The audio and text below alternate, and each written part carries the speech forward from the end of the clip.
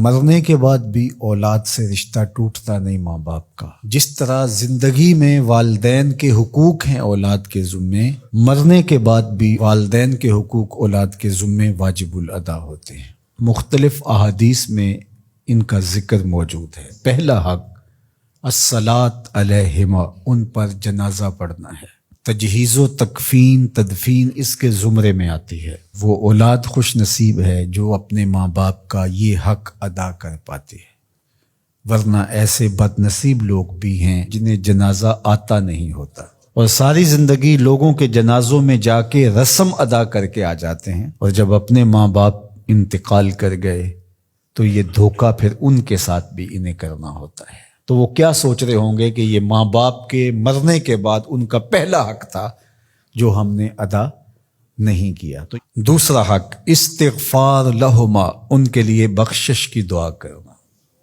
مغفرت کی دعائیں کرنا، اے اللہ ان کی مغفرت فرما۔ تو یہ بات ذہن میں رکھیے، جس طرح باپ کی ماں کی دعائیں اولاد کے حق میں قبول ہوتی ہیں، اس طرح اولاد کی دعائیں والدین کے حق میں قبول ہوتی ہیں۔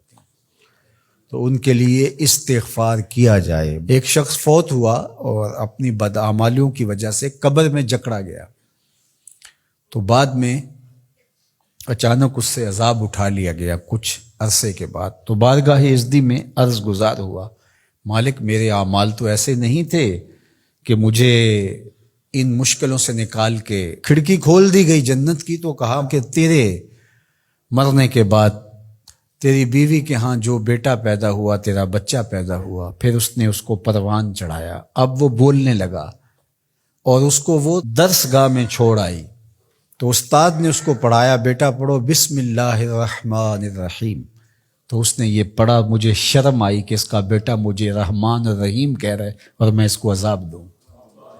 اللہ اکبر۔ اولاد نیک ہو تو اس کا فائدہ ماں باپ کو پہنچتا ہے۔ ایک حق یہ بھی ہے کہ اولاد نیک ہو، چونکہ اچھے اور برے اعمال قبر میں ماں باپ کو پیش کیے جاتے ہیں۔ اچھے ہوں تو خوش ہوتے ہیں، برے ہوں تو انہیں تکلیف پہنچتی ہے۔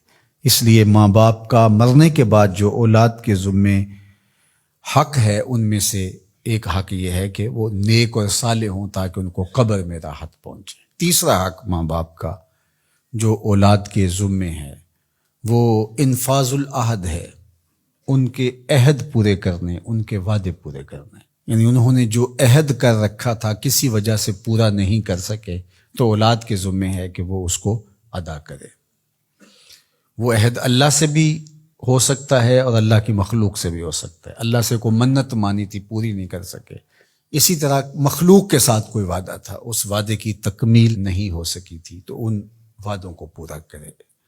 اس طرح قرض دینا تھا کسی کا اور انتقال کر گئے، تو اولاد اس کو اپنی طرف سے ادا کرے۔ اس کا اگر مال ہے تو اس کے مال سے ادا کر کے اس کے بعد پھر جو ہے وہ اس کی وراثت تقسیم ہوگی، اور اگر مال نہیں بھی تھا تو پھر بھی اولاد کے ذمہ ہے کہ اپنے باپ کا قرض ادا کرے، اور یہ اگر جنازہ پڑھنے سے پہلے کر دیا جائے تو یہ سب سے اچھا اور سب سے بہتر ہے۔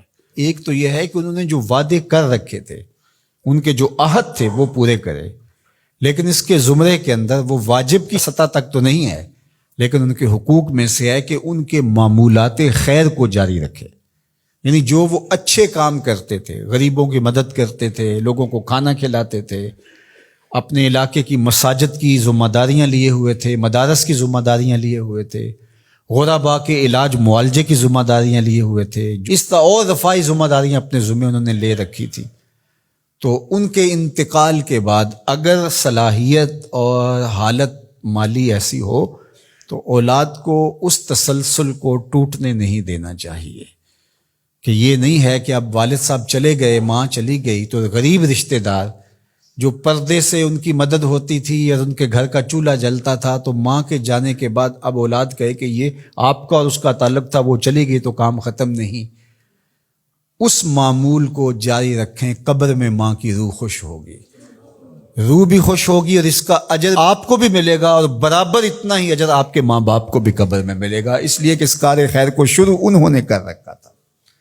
تو جو معمولات خیر ہیں ماں باپ کے، ان کو جاری رکھا جائے۔ چوتھا حق ماں باپ کا مرنے کے بعد جو اولاد کے ذمے عائد ہوتا ہے وہ ہے بر الاصدقاء، حسن سلوک کرنا باپ کے دوستوں کے ساتھ اور ماں کی سہیلیوں کے ساتھ.